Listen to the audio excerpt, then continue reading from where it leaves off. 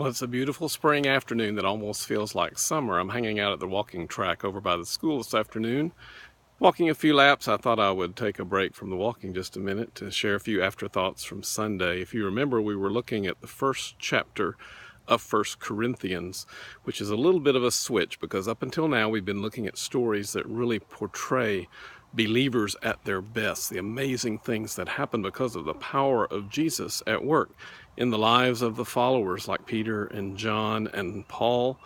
Last week we looked at Paul visiting the Thessalonians and he really bragged on them. Today we look at the Corinthians, the believers in that city of Corinth, where Paul had started by planning the gospel and spending a lot of time with them, but as time goes by, he now is no longer among them, but he gets word periodically of how things are going, and he gets some words that concern him a little bit, and so he writes several letters across the years to the Corinthians. We have two of them in the New Testament, 1 Corinthians and 2 Corinthians, but there may well have been more as well because he talks about other letters he sent that were even a little bit more harsh there.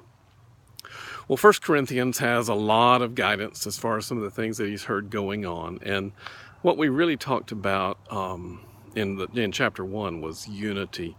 And I want to just go ahead and read the passage that we looked at Sunday. I'm going to read it for this video from the translation called The Message because it really hits hard and gives you, I think, a sense of the flavor and the spirit in which Paul was writing.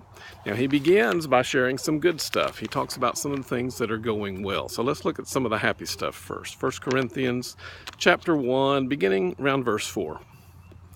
Here, Paul writes to the Corinthians, and he says, "Every time I think of you, and I think of you often, I thank God for your lives of free and open access to God given by Jesus. There's no end to what has happened in you. It's beyond speech, beyond knowledge. The evidence of Christ has been clearly verified in your lives. Just think, you don't need a thing. You've got it all. All God's gifts are right in front of you as you wait expectantly for our Master Jesus to arrive on the scene for the finale. And not only that, but God himself is right alongside you to keep you steady and on track until things are all wrapped up by Jesus. God, who got you started in this spiritual adventure, shares with us the life of his Son and our Master Jesus. He will never give up on you. Never forget that." That really sounds like Paul, and it echoes some of the other things we read in some of his other letters that are really encouraging. You can almost imagine that the Christians are on a track like this, and they're running. And it's not a sprint. It's not something that's over in a few seconds. It's a long race, maybe more like a marathon. And they're tempted to give up. And Paul is like the coach. He's encouraging, saying, go, you can do it. Don't quit. Don't fall out. Keep going. Keep stepping. The end is coming, and you are on the right path. Well, that's the good part of chapter 1. But as I said, there's also some concerns in this chapter. So let's jump into those while we're at it, beginning at verse 10. Paul doesn't mince any words. "I have a serious concern to bring up with you, my friends, using the authority of Jesus, our Master. I'll put it as urgently as I can. You must get along with each other. You must learn to be considerate of one another, cultivating a life in common." I bring this up because some from Chloe's family brought a most disturbing report to my attention, that you're fighting among yourselves. I'll tell you exactly what I was told. You're all picking sides, going around saying, "I'm on Paul's side," or "I'm for Apollos," or "Peter is my man," or "I'm in the Messiah group." I ask you, has the Messiah been chopped up in little pieces so we can each have a relic all our own? Was Paul crucified for you? Was a single one of you baptized in Paul's name? And then verse 17. God didn't send me out to collect a following for myself, but to preach the message of what he has done, collecting a following for him. And he didn't send me to do it with a lot of fancy rhetoric of my own, lest the powerful action at the center, Christ on the cross, be trivialized into mere words. There, once again, we see that contrast between words and authentic power. And then verse 18, the message that points to Christ on the cross seems like sheer silliness to those hell-bent on destruction, but for those on the way of salvation, it makes perfect sense. Now let's think about that for a minute.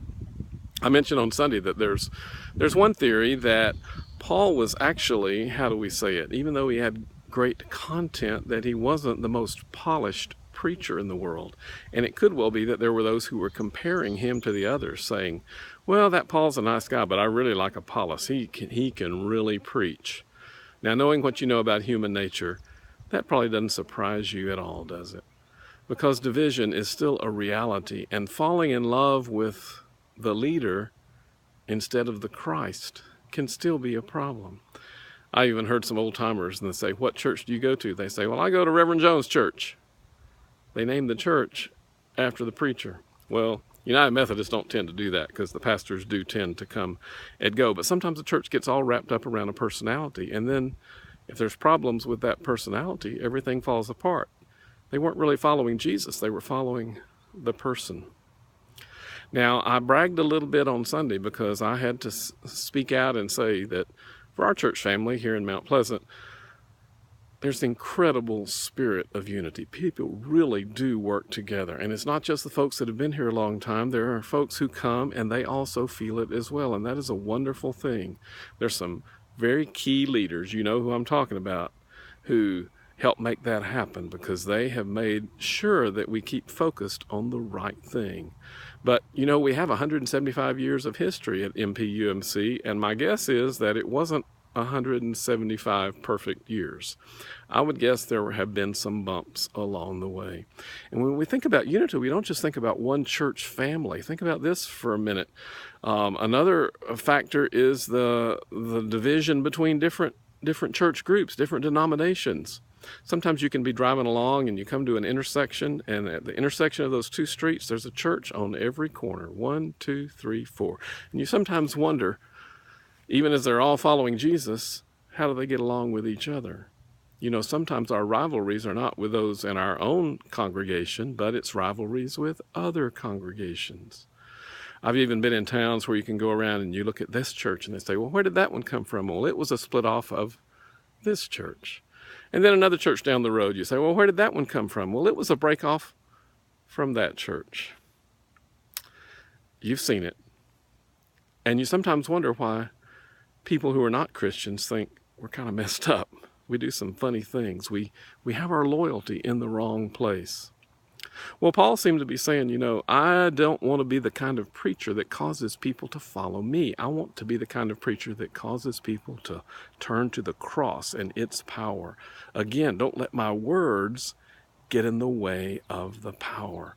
That's a constant need for prayer in our day and time, as we do live in a time when there is a lot of disunity. There may not be a lot of disunity at MPUMC, but let me tell you, in the United Methodist Church as a whole, the worldwide church, there's a lot of differences of opinion, and they're going to be chattered about quite a bit during the month of May because we have our once every 4 years general conference, which instead of being a happy family reunion, sometimes turns out to be a little bit more like a constant debate, and sometimes in a good spirit and sometimes not so much. I'm going to be there for at least part of the conference, and coming back to share with you a little bit of the good, the bad, and the ugly. I'll try to call it like it is.